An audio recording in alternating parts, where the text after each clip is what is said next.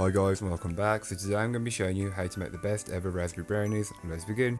To get started on the recipe, you'll want to grab yourself a microwave safe bowl and into it place your butter followed by the chocolate and melt on 10-second intervals. Once it starts to melt, you'll want to stir it and just melt it until everything is melted, smooth and combined. Then set aside until needed later on. Grab yourself another mixing bowl and sift in your plain flour and your cocoa powder, passing through a sieve first just to remove any lumps that may be in the dry mix, as sometimes cocoa powder can be a little bit lumpy. Then set aside. Then into your other mixing bowl you can go ahead and add in the sugar and the eggs and whisk these together on a medium high speed just until they are fully incorporated. The mixture should be lighter and fluffier in colour and consistency.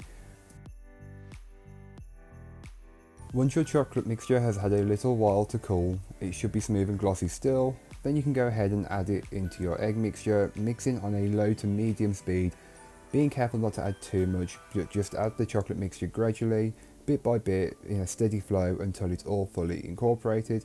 You'll notice that your egg mixture goes from a pale yellow colour to a very dark chocolatey coloured mix, and that's what you're looking for, so don't worry. Then you can just give the bowl a light scraping down just to incorporate any of the bits that may not have been fully worked in from earlier on. Then you can add in your raspberries. I've used frozen raspberries that I bought fresh, but feel free to use fresh or frozen, whichever works best for you. Add in your dry mix and then just fold everything together until everything is fully combined, being careful not to over mix the mixture and knock too much of the air out that you have incorporated earlier on.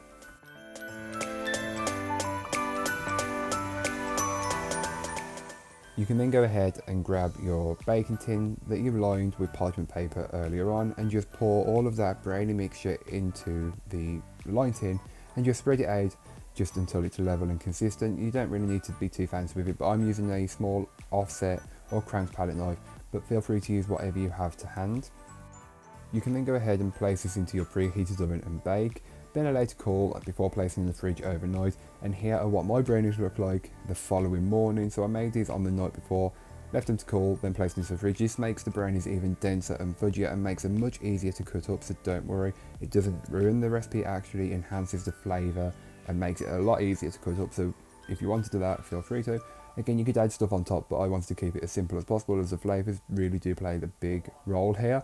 And as you can tell, each slice of the brownie has got that dense fudgy consistency with the odd pop of raspberry, which is perfect as it breaks up that quite dense and very chocolatey flavour that is there.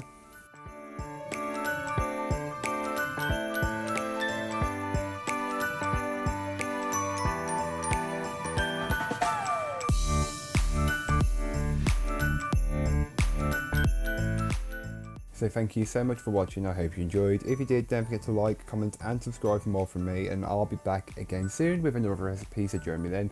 In the meanwhile, don't forget to check out the description. There'll be a link to this recipe, a link to my blog and links to all of my social media, so don't forget to go and follow me over on there. But that's all for today, I hope you enjoyed. Bye guys.